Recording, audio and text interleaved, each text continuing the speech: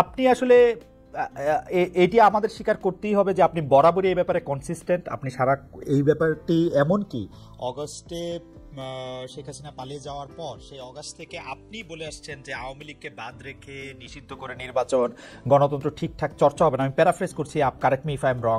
প্রধান উপদেষ্টা ডক্টর মোহাম্মদ ইউনূসও সম্প্রতি সরাসরি বলেছেন বিএনপি যেহেতু চায় না সেহেতু আওয়ামী লীগকে নিয়েই নির্বাচন হবে। আওয়ামী লীগ নিয়ে আপনাদের এই অবস্থানের কারণ কি? প্রতিপক্ষের নিষ্ক্রিয়তার মধ্যে আমার মনে হয় এই জায়গায় বলতে বাধ্য হচ্ছি, যে প্রফেসর ইউনূস সাহেব সঠিক, আমরা যেটা বলেছি সেটা সঠিকভাবে তিনি প্রেজেন্ট করেন নাই। কারণ আমরা চাই, এই কথা আমরা কোথাও বলিনি। আমরা বারবার একটা কথাই বলে এসেছি যে আওয়ামী লীগ একটা রাজনৈতিক দল, সে রাজনীতিতে থাকবে কিনা, নির্বাচন করবে কিনা, it will be decided by the people, not by any particular political party. আমরা একটা রাজনৈতিক দল, আমরা একটা রাজনীতি। হ্যাঁ, আমি মনে করি এটা আমাদের জন্য সমনীয় নয়, শালীন নয় যে আরেকটা দল থাকবে কি থাকবে সেই সম্পর্কে কমেন্ট করা। ওকে, পরিষ্কার নির্বাচনের সিদ্ধান্ত হবে যে আওয়ামী লীগ থাকবে কি থাকবে না। তাহলে হচ্ছে যে আপনাদের সাথে এইটা নিয়ে ডক্টর ইউনূসের আসলে সেই অর্থে কথা হয় না। আপনি বললেন যে সেটা আসলে হয়তো ওনার কাছে ভুল উপস্থাপন করা হয়েছে বা উনি ভুল বুঝেছেন। আমি জানি না উনি কিভাবে বলেছেন, আমরা এই ধরনের কোনো বক্তব্য দিইনি।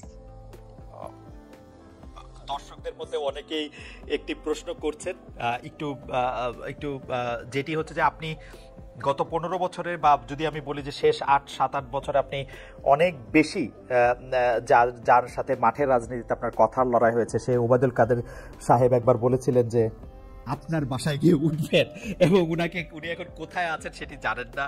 আপনি জানেন কিনা এটি কেউ জানতে চাইছেন। আমি এই ধরনের আপনার কাছে আশ্রয় চেয়েছিলেন কিনা তিনি, আর কি প্রশ্নটা অনেকটা।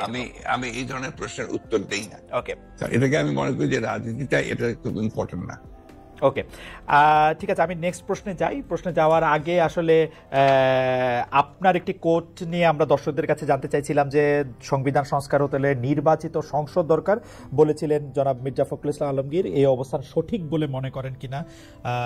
এই অবস্থান সঠিক বলে মনে করছেন শতকরা 35% দর্শক, শতকরা 65% দর্শক মনে করছেন যে এই অবস্থান সঠিক নয়। 75,000 দর্শকের মধ্যে ভোট দিয়েছেন। আপনি এটি নিয়ে মন্তব্য করলেও করতে পারেন।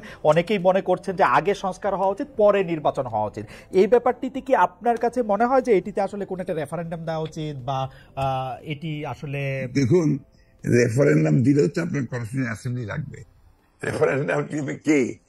আপনার মূল জায়গাগুলো তো আপনার ওইভাবে আলোচনা করতে আসলে না। আপনার যে আসলে এই সিদ্ধান্তগুলো নিতে হবে তো একটা ইলেক্টেড বডিকে। রাইট, সেই ইলেক্টেড বডি কনস্টিটিউয়েন্ট অ্যাসেম্বলি হতে পারে, পার্লামেন্ট হতে পারে। আপনি সংবিধান যখন আপনি পাস করবেন, এই সংবিধান পাসটা করবে কে? করবে, হুইজ দ্য অথরিটি? সংবিধান নিয়ে যখন কথা উঠলো তখন আরেকটা জনপ্রিয় কথা এরকম যে এই সরকারের আসলে সংবিধানের এত অনুগামী হওয়া দরকার ছিল না যে আসলে সংবিধানটাকে, আপনি কি এটা কেন সরকারের সংবিধান নিয়ে অনুগামী হওয়া দরকার ছিল না কেন? কারণ এটি ফ্যাসিস্ট হাসিনার সংবিধান, মানে যারা যেটি বলছেন সেটির কথা আমি বললাম আর কি।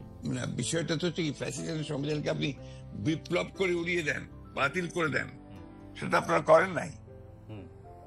সেটা তো এই সরকার করে নাই, বা তারা করতে পারে নাই। এটা যদি আপনার বাতিল করে দিত, সংবিধানকে উড়িয়ে দিত, একটা বিপ্লবী সরকার গঠন করতো, তাহলে এই প্রশ্নগুলো আসতো। এখন এই প্রশ্নগুলো অবান্তর। এখন এই প্রশ্নগুলো করা মানেই হচ্ছে আপনার পিছন থেকে চলে যাওয়া এবং এটাকে ড্র্যাগ করা। আমি মনে করি এই আলোচনাগুলো খুব বেশি প্রয়োজন নেই। আচ্ছা, শুধু একটু এটা জানতে চাই যে এটা যে আসলে ওরা বিপ্লবী সরকার করতে পারলো না, তখন যে সংবিধানটাকে উড়াই দিতে পারলো, এর পিছনে কি কোনো কারণ আছে? আপনাদের কোনো পরামর্শ আছে? বা ডক্টর, আমি জানি না তাদের তো আসলে একটা জিনিস আপনারা কেন ভুল করছেন। যখন এই আপনার এই বিপ্লব হয়, তখন কি ছাত্রদেরই বা আপনার কোন রকমের একটা অর্গানাইজ পলিটিক্যাল পার্টি? দেখেন, একটা বিপ্লব করতে হলে একটা বিপ্লবী সংগঠন দরকার, বিপ্লব করতে হলে একটা বিপ্লবী সেনাবাহিনী দরকার। এই বিষয়গুলোতে আমরা সবাই যা যা খুশি বলে যাচ্ছি, যার যেমন খুশি। এটা ঠিক না তো।